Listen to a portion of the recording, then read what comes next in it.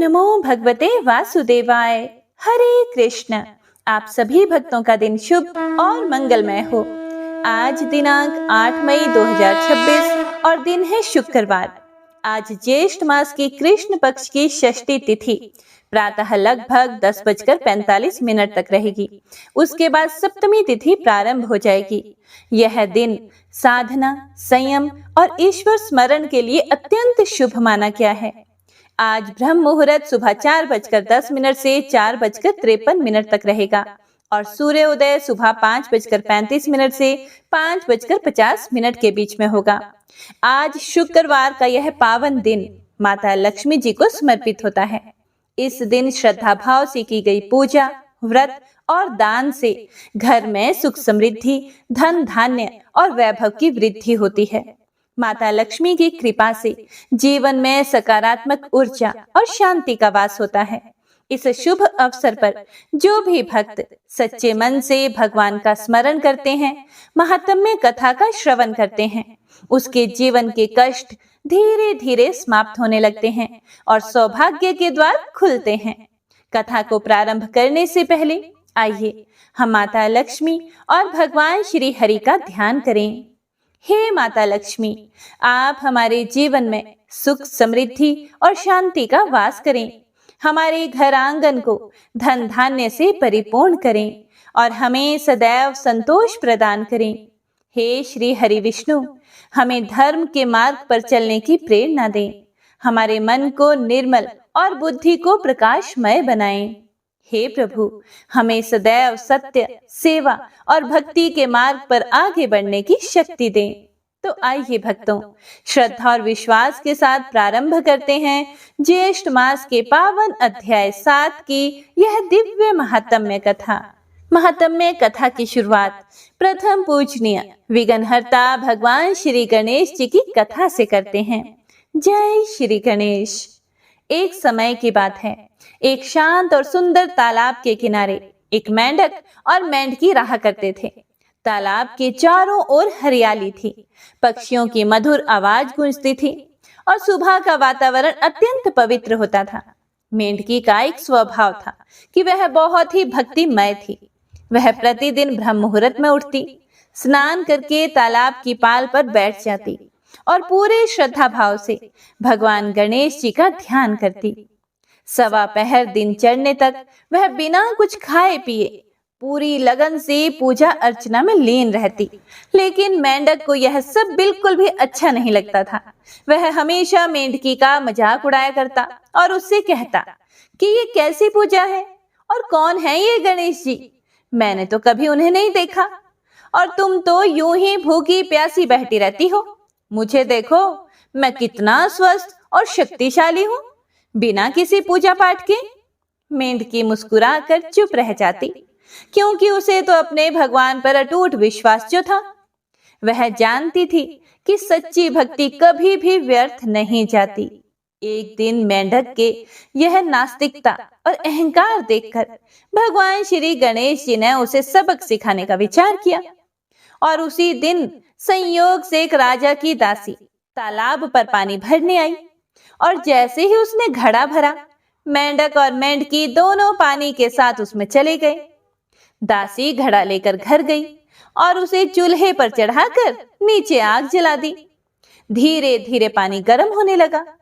अब मेंढक घबराकर तड़पने लगा और जोर जोर से चिल्लाने लगा, मेंढकी, मैं तो जल रहा हूँ, मेरी जान निकल रही है और तुम इतना शांत कैसे बैठी हो?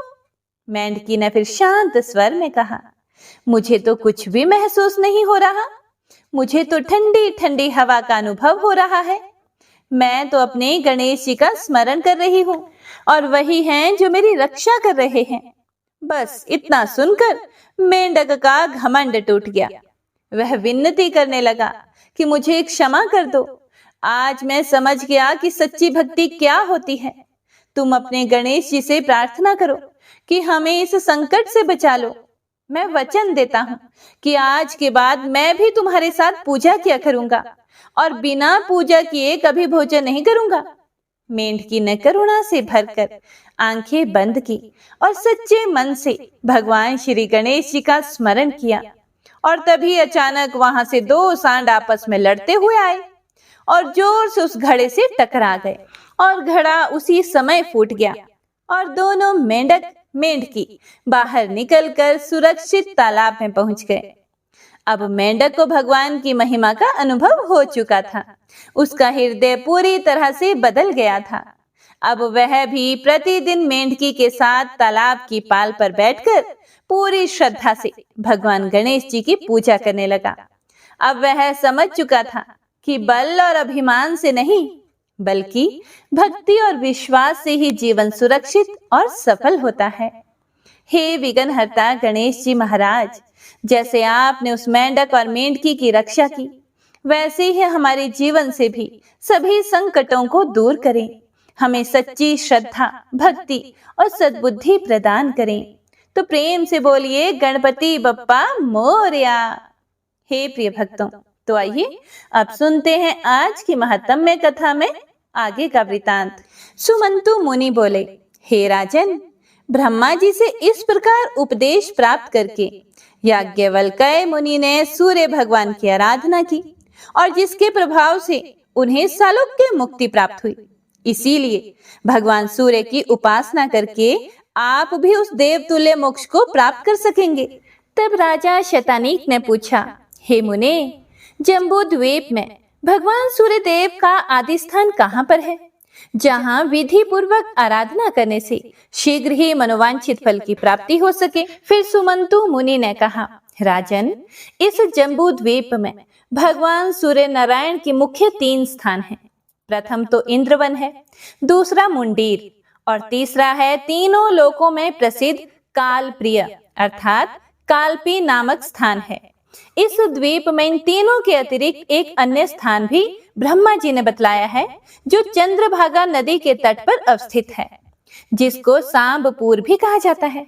वहां भगवान सूर्य नारायण सांब की भक्ति से प्रसन्न होकर लोक कल्याण के लिए अपने 12 रूपों में से मित्र रूप में वहां निवास करते हैं।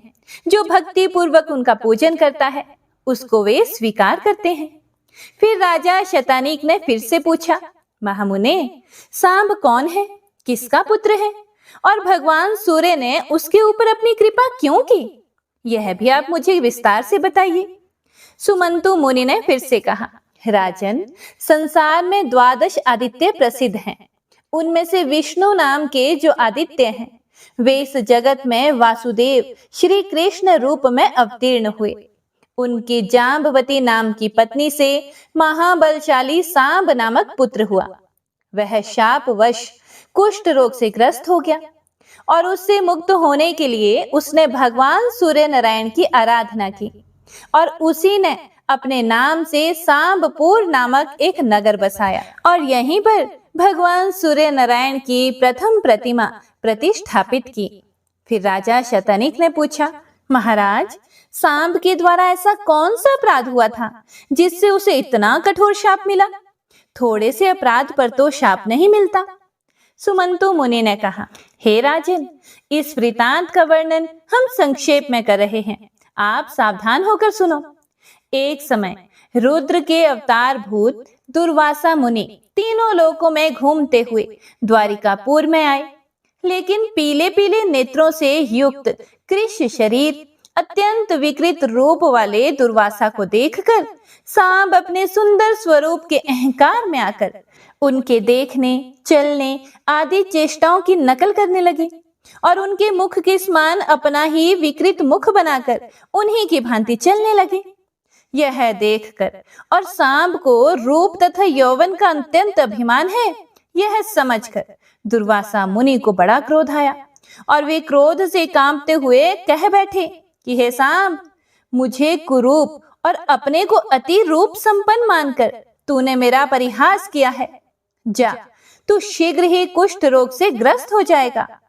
हे प्रिय भक्तों, ऐसे ही एक बार फिर से परिहास किए जाने के कारण दुर्वासा मुनि को फिर शाप देना पड़ा और उसी शाप के फलस्वरूप सांब से लोहे का एक मुसल उत्पन्न हुआ, जो समस्त यदुवंशियों के विनाश का कारण बना।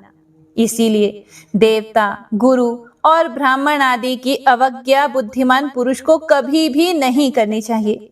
इन लोगों के सामने सदैव विनम्र ही बना रहना चाहिए और सदा मधुर वाणी ही बोलनी चाहिए। हे राजन, ब्रह्मा जी ने भगवान शिव के समक्ष जो 2 श्लोक पढ़े थे, क्या आपने उनको सुना नहीं है?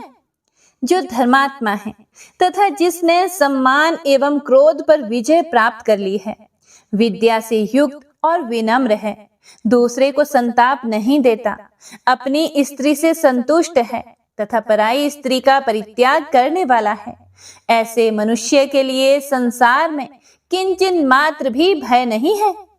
पुरुष को चंद्रमा, जल, चंदन और शीतल छाया वैसा आनंदित नहीं कर पाते हैं जैसा आनंद उसे हितकारी मधुर वाणी सुनने से प्राप्त होता है।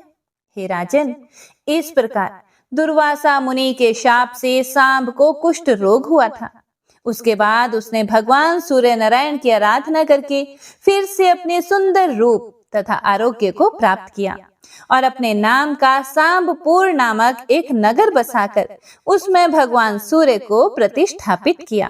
राजा शतानीक ने कहा, हे महामुने, सांब के द्वारा चंद्रभागा नदी के तट पर सूर्य नारायण की जो स्थापना की गई है, वह स्थान आदिकाल से तो नहीं है, फिर भी आप उस स्थान की महात्म्य का इतना वर्णन कैसे कर रहे हैं? इसमें मुझे संदेह हो रहा है। फिर सुमंतु मुनि बोले, वहां पर सूर्य नारायण का स्थान तो सनातन काल से ही है। सांब ने उस स्थान की प्रतिष्ठा तो बाद में की है। इसका हम संक्षेप में वर्णन करते हैं, तुम सुनो। इस स्थान पर ब्रह्म स्वरूप जगत स्वामी भगवान सूर्य नारायण ने अपने मित्र रूप में तप किया है। वे ही अव्यक्त परमात्मा भगवान सूर्य सभी देवताओं और प्रजाओं की सृष्टि करके स्वयं 12 रूप धारण करके अदिति के गर्भ से उत्पन्न हुए। इसी से उनका नाम आदित्य पड़ा। इंद्र, धाता, पर्जन्य, पूषा, त्वष्टा, अर्यमा, भग, विवस्वान, अंशु, विष्णु, वरुण तथा मित्र, ये सूर्य भगवान की 12 मूर्तियां हैं। इन सब से संपूर्ण जगत व्याप्त है। इनमें से प्रथम इंद्र नामक मूर्ति देवराज में स्थित है, जो सभी दैत्यों और दानवों का संहार करती है। दूसरी धाता नामक मूर्ति प्रजापति में स्थित होकर सृष्टि की रचना करती है। तीसरी पर्जन्य नामक मूर्ति किरणों में स्थित होकर अमृत वर्षा करती है। पूषा नामक चौथी मूर्ति मंत्रों में अवस्थित होकर प्रजा पोषण का कार्य करती है। पांचवी त्वष्टा नाम की जो मूर्ति है, वह वनस्पतियों और औषधियों में स्थित है। छठी मूर्ति अर्यमा प्रजा की रक्षा करने के लिए पूर्व में स्थित है। सातवीं भग नामक मूर्ति पृथ्वी और पर्वतों में विद्यमान है। आठवीं विवस्वान नामक मूर्ति अग्नि में स्थित है और वह प्राणियों के भक्षण किए हुए अन्न को पचाती है। नवीं अंशु नामक मूर्ति चंद्रमा में अवस्थित है, जो जगत को आप्यायित करती है। 10वीं विष्णु नामक मूर्ति दैत्यों का नाश करने के लिए सदैव अवतार धारण करती रहती है। 11वीं वरुण नाम की जो मूर्ति है, वह समस्त जगत की जीवन दायिनी है और समुद्र में उसका निवास है, इसीलिए समुद्र को वरुणालय भी कहा जाता है। 12वीं मित्र नामक जो मूर्ति है, वह जगत का कल्याण करने के लिए चंद्रभागा नदी के तट पर विराजमान है। यहाँ सूर्य नारायण ने मात्र वायु पान करके तप किया है और मित्र रूप से यहाँ पर अवस्थित हैं। इसीलिए इस स्थान को मित्रपद अर्थात मित्रवन भी कहते हैं। ये अपनी कृपामयी दृष्टि से संसार पर अनुग्रह करते हुए भक्तों को तरह तरह के वर देकर संतुष्ट करते रहते हैं। यह स्थान बड़ा पुण्यप्रद है। हे महाबाहो, यहीं पर अमित तेजस्वी सांब ने सूर्य नारायण की आराधना करके मनोवांछित फल प्राप्त किया है। उनकी प्रसन्नता और आदेश से सांब ने यहाँ भगवान सूर्य को प्रतिष्ठापित किया। जो पुरुष भक्ति पूर्वक सूर्य नारायण को प्रणाम करता है और श्रद्धा भक्ति से उनकी आराधना करता है, वह संपूर्ण पापों से मुक्त होकर सूर्य लोक में निवास करता है। हे प्रिय भक्तों, आगे सुमंतु जी बोले, राजन, भयंकर कुष्ठ रोग का शाप प्राप्त करके दुखी होकर सांब ने अपने पिता भगवान श्री कृष्ण से पूछा, हे पिताश्री, मेरा यह कष्ट कैसे दूर होगा? कृपया करके इसका मुझे कोई उपाय बताएं। भगवान श्री कृष्ण ने कहा, वत्स, तुम भगवान सूर्य की आराधना करो, उससे तुम्हारा यह कुष्ठ रोग दूर हो जाएगा। तुम देव ऋषि नारद द्वारा सूर्य नारायण के आराधना विधान की शिक्षा प्राप्त करो, वे ही प्रसन्न होकर तुम्हें विस्तार से उनकी आराधना का विधान बता देंगे। एक दिन नारद जी द्वारिकापुरी में भगवान श्री कृष्ण का दर्शन करने के लिए आए हुए थे। उसी समय सांब ने अत्यंत विनम्र भाव से जाकर उन्हें प्रणाम किया और हाथ जोड़कर प्रार्थना की, हे महामुने, मैं आपकी शरण में हूँ। आप मेरे ऊपर कृपया करके कोई ऐसा उपाय बताएं जिससे मेरा शरीर कुष्ठ रोग से मुक्त हो सके और मेरा कष्ट दूर हो जाए। फिर नारद जी ने कहा, सांब, सभी देव जिनकी स्तुति करते हैं उन्हीं का तुम भी पूजन करो, उन्हीं की कृपा से तुम रोग से मुक्त हो जाओगे। फिर सांब ने पूछा, हे महाराज, देवगण किसका पूजन और स्तुति करते हैं? आप ही उसे मुझे भी बताइए, जिससे मैं उनकी शरण में जा सकूं। यह शाप अग्नि मुझे दग्ध कर रही है। ऐसे कौन से देवता हैं जो कृपया करके मुझे इस विपत्ति से मुक्त कर सकेंगे? फिर नारद जी ने कहा, पुत्र, समस्त देवताओं के पूज्य, नमस्कार करने योग्य और निरंतर स्तुत्य भगवान सूर्य नारायण ही है। तुम उनके प्रभाव को सुनो। किसी समय समस्त लोकों में विचरण करता हुआ मैं सूर्य लोक में पहुंचा। वहां मैंने देखा कि देवता, गंधर्व, नाग, यक्ष, राक्षस और अप्सराएं सूर्य नारायण की सेवा में लगे हुए हैं। गंधर्व गीत गा रहे हैं और अप्सराएं नृत्य कर रही हैं। राक्षस, यक्ष तथा नाग शस्त्र धारण करके उनकी रक्षा के लिए खड़े हुए हैं। ऋग्वेद, यजुर्वेद एवं सामवेद मूर्तिमान स्वरूप धारण करके स्वयं स्तुति कर रहे हैं और ऋषिगण भी वेदों की ऋचाओं से उनकी स्तुति कर रहे हैं।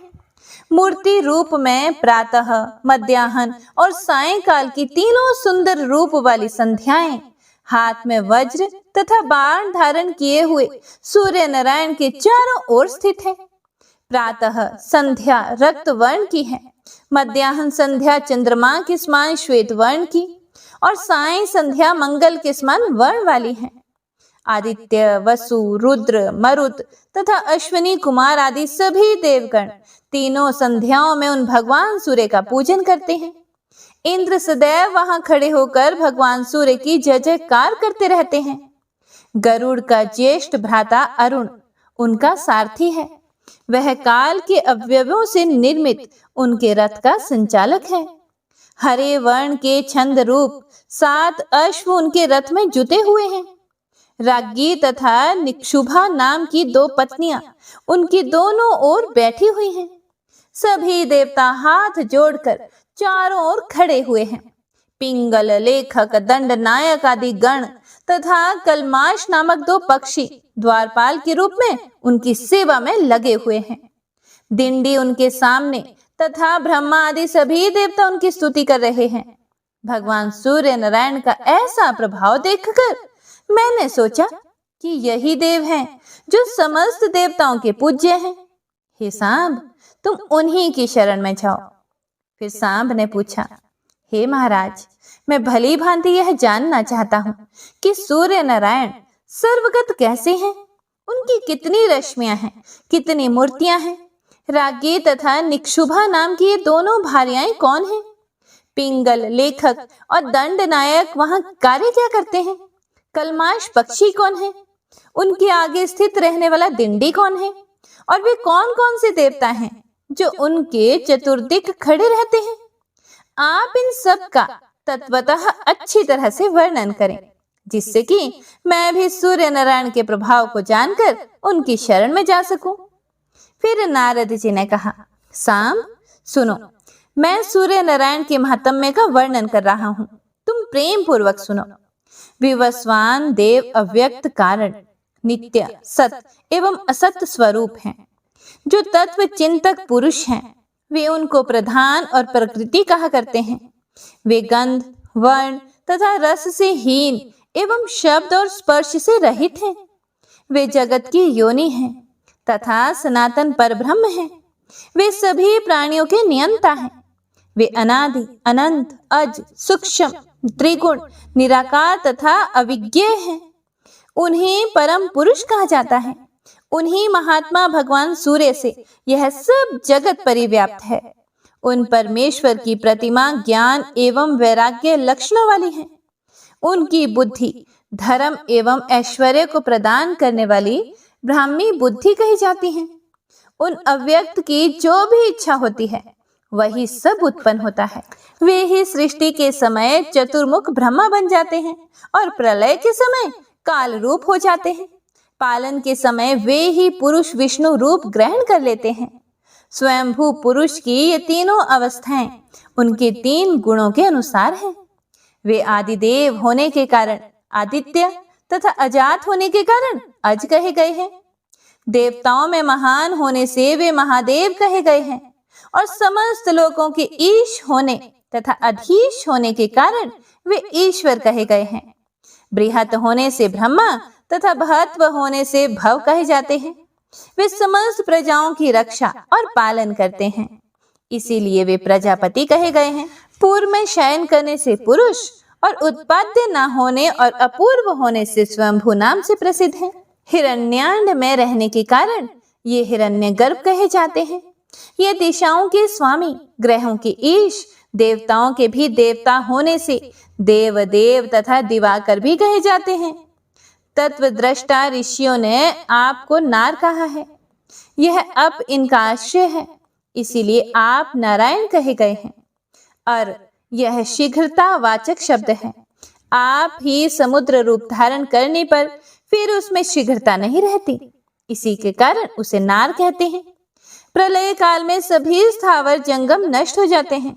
जब संपूर्ण जगत समुद्र के समान एकाकार हो जाता है, तब वे पुरुष नारायण रूप धारण करके उस समुद्र में शयन करते हैं। वे पुरुष वेदों में सहस्त्रों सिरों, सहस्त्रों भुजाओं, सहस्त्रों नेत्रों तथा सहस्त्रों चरणों वाले कहे गए हैं। वे ही देवताओं में प्रथम देवता तथा जगत की रक्षा करने वाले हैं। फिर नारद जी ने आगे कहा, हे सांब, सहस्त्र युग के समान अपनी रात्रि बिताकर प्रभात होते ही उन पुरुष ने जब सृष्टि रचने की इच्छा की, तब उन्होंने देखा कि संपूर्ण पृथ्वी जल में डूबी हुई है। उसके बाद उन्होंने वराह रूप धारण करके महासागर के जल में निमग्न पृथ्वी का उद्धार किया। उस समय उनका वेदमय शरीर कंपित हो उठा और रोमों में स्थित महर्षि गण उनकी स्तुति करने लगे।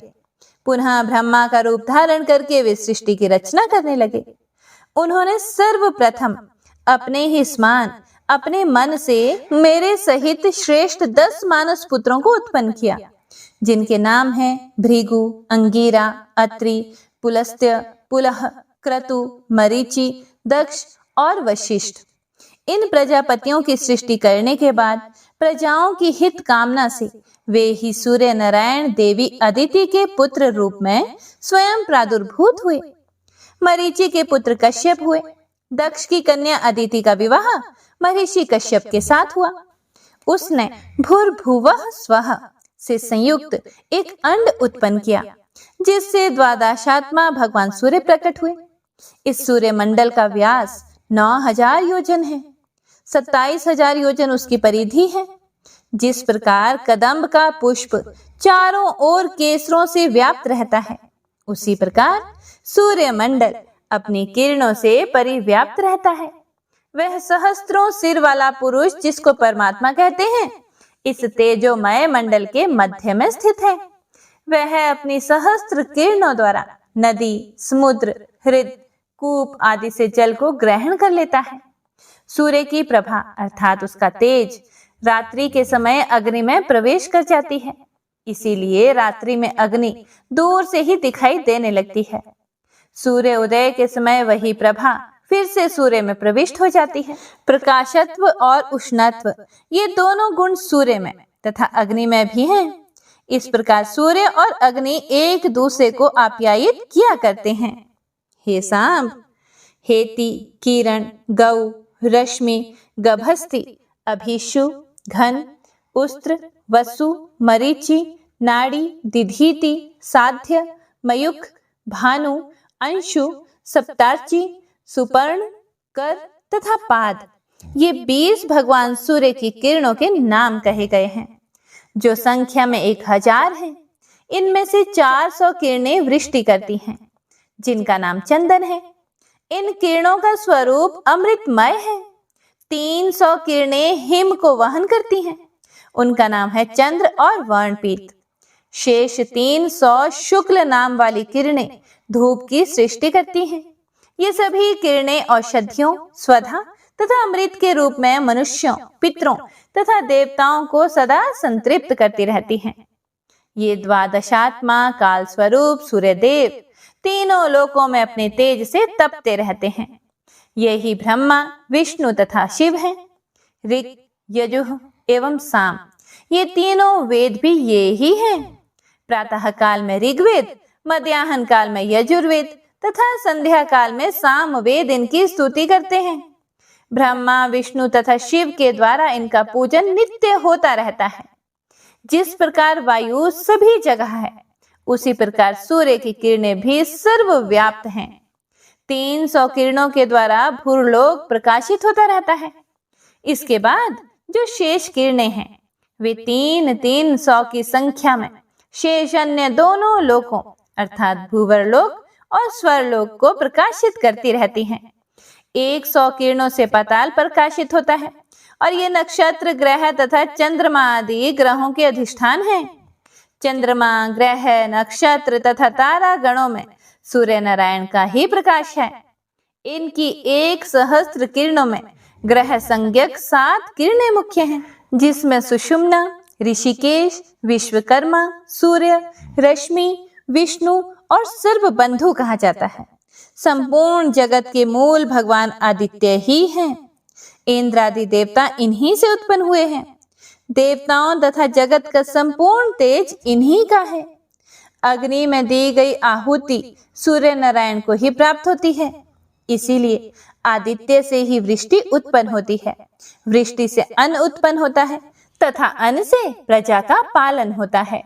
ध्यान करने वाले लोगों के लिए ध्यान रूप और मोक्ष प्राप्त करने की इच्छा से आराधना करने वाले लोगों के लिए ये मोक्ष स्वरूप हैं। क्षण, मुहूर्त, दिन, पक्ष, मास, ऋतु, अयन, संवत्सर तथा युग की कल्पना सूर्य नारायण के बिना संभव ही नहीं है। काल नियम के बिना अग्निहोत्र आदि कर्म नहीं हो सकते। ऋतु विभाग के बिना पुष्प, फल तथा मूल की उत्पत्ति संभव ही नहीं है। उनके ना रहने से तो जगत के संपूर्ण व्यवहार ही नष्ट हो जाते हैं। सूर्य नारायण के सामान्य 12 नाम इस प्रकार से हैं: आदित्य, सविता, सूर्य, मिहिर, अर्क, प्रतापन, मार्तंड, भास्कर, भानु, चित्रभानु, दिवाकर और रवि। विष्णु, धाता, भग, पुषा, मित्र, इंद्र, वरुण, अर्यमा, विवस्वान, अंशुमान, त्वष्टा तथा पर्जन्य, ये 12 आदित्य हैं। चैत्रादि 12 महीनों में ये 12 आदित्य उदित रहते हैं। चैत्र में विष्णु, वैशाख में अर्यमा, ज्येष्ठ में विवस्वान, आषाढ़ में अंशुमान, श्रावण में पर्जन्य, भाद्रपद में वरुण, अश्विन में इंद्र, कार्तिक में धाता, मार्गशीर्ष में मित्र, पौष में पुषा, माघ मास में भग और फाल्गुन मास में त्वष्टा नाम के आदित्य तपते हैं। उत्तरायण में सूर्य किरणें वृद्धि को प्राप्त करती हैं और दक्षिणायन में वह किरणें वृद्धि घटने लगती हैं। इस प्रकार सूर्य किरणें लोकोपकार में प्रवृत्त रहती हैं। जैसे स्फटिक में विभिन्न रंगों के प्रविष्ट होने से वह अनेक वर्ण का दिखाई देता है, जैसे एक ही मेघ आकाश में अनेक रूपों का हो जाता है, तथा गुण विशेष से जैसे आकाश से गिरा हुआ जल भूमि के रस वैशिष्ट्य से अनेक स्वाद और गुण वाला हो जाता है। जिस प्रकार एक ही अग्नि ईंधन भेद के कारण अनेक रूपों में विभक्त हो जाती है, जैसे वायु पदार्थों के संयोग से सुगंधित और दुर्गंध युक्त हो जाती है, जैसे गुह्या अग्नि के भी अनेक नाम हो जाते हैं, उसी प्रकार एक सूर्य नारायण ही ब्रह्मा, विष्णु तथा शिव आदि अनेक रूप धारण करते हैं। इसीलिए इनकी ही भक्ति करनी चाहिए। इस प्रकार जो सूर्य नारायण को जानता है वह रोग तथा पापों से शीघ्र ही मुक्त हो जाता है। पापी पुरुष की सूर्य नारायण के प्रति भक्ति नहीं होती। इसीलिए हे सांब, तुम सूर्य नारायण की आराधना करो, जिससे तुम इस भयंकर व्याधि से मुक्त होकर सभी कामनाओं को प्राप्त कर लोगे। ओम नमो नारायणाय। तो आज की महत्तम कथा में बस इतना ही। इससे आगे का वृतांत आप सभी भक्तजन अगले अध्याय में जरूर सुनिएगा। और हाँ, हमारे साथ व्हाट्सएप ग्रुप से जुड़ने के लिए आप सभी भक्तजन इस नंबर पर हमें हरे कृष्णा लिखकर जरूर भेजिएगा। नंबर इस प्रकार से है 9418984309। तो आइए भक्तों, अब सुनते हैं श्री सूर्यदेव चालीसा। श्री रवि हरत हो घोरतम, अगणित किरण पसारी, वंदन करु तब चरणन में, अर्घ देउ जलधारी। सकल सृष्टि के स्वामी हो, सचराचर के नाथ, निस्दिन होत तुमसे ही, होवत संध्या प्रभात। जय भगवान सूर्य तमहारी, जय खगेश दिनकर शुभकारी। तुम हो सृष्टि के नेत्र स्वरूपा, त्रिगुणधारी त्रैवेद स्वरूपा। तुम ही करता पालक संहारक, भुवन चतुर्दर्श के संचालक। सुंदर बदन चतुर्भुजधारी, रश्मि रथी तुम गगन विहारी। चक्र शंख अरु श्वेत कमल धर, वर मुद्रा सोहत चोटे कर। शीश मुकुट कुंडल गलमाला, चारु तिलक तब भाल विशाला। सप्त अश्वरथ अति द्रुतगामी, अरुण साथी गति अविरामी। रक्त वरुण आभूषण धारक, अति प्रिय तोहे लाल पदारथ। सर्वात्मा कहे तुम्हें ऋग्वेदा, मित्र कहे तुमको सब वेदा। पंच देवों में पूजे जाते, मन वांछित फल साधक पाते। द्वादश नाम जाप उद्धारक, रोग शोक अरु कष्ट निवारक।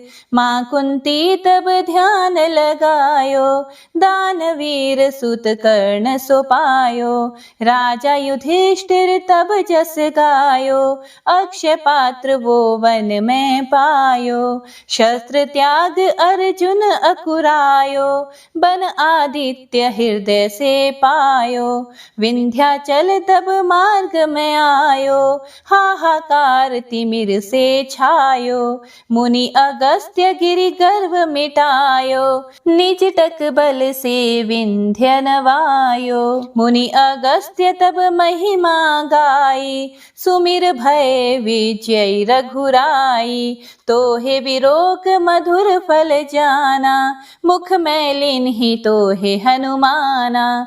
तब नंदन शनि देव कहावे, पवन के सुत शनि तीर मिटावे। यज्ञ व्रत स्तुति तुम्हारी कीन्ही, भेंट शुक्ल यजुर्वेद की दिन ही। सूर्यमुखी खरितर तब रूपा, कृष्ण सुदर्शन भानु स्वरूपा। नमन तोहे ओंकार स्वरूपा, नमन आत्मा अरुकाल स्वरूपा। दिग दिगंत तब तेज प्रकाशे, उज्ज्वल रूप तुम्ही आकाशे। दश दिगपाल करत तब सुमिरन, अंजलि नित्य करत हैं अर्पण। त्रिविध ताप हरता तुम भगवन, ज्ञान ज्योति करता तुम भगवन। सफल बनावे तब आराधना, गायत्री जप सरल है साधन। संध्या त्रिकाल करत जो कोई, पावे कृपा सदा तब वो ही। चित शांति सूर्याष्टक देव, व्याधि अपाधि सब हर लेवे। अष्टदल कमल यंत्र शुभकारी, पूजा उपासन तब सुखकारी। माघ मास शुद्ध सप्तमी पावन, आरंभ हो तब शुभ व्रत पालन। भानु सप्तमी मंगलकारी, भक्ति दायिनी दोषण हारी। रविवासर जो तुमको ध्यावे, पुत्रादिक दुख वैभव पावे। पाप रूपी पर्वत के विनाशी, व्रज रूप तुम हो अविनाशी।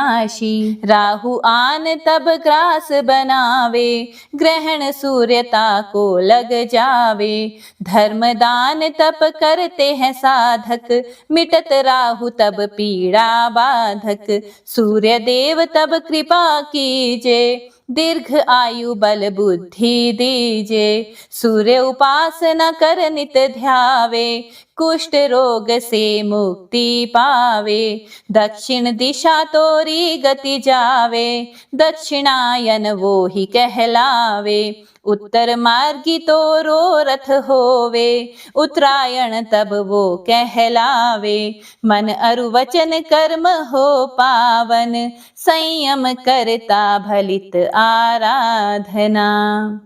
भरत दास चिंतन करत, घर दिन कर तब ध्यान। रखियो कृपा इस भक्त पे, तुम्हारी सूर्य भगवान। जय सूर्यदेव।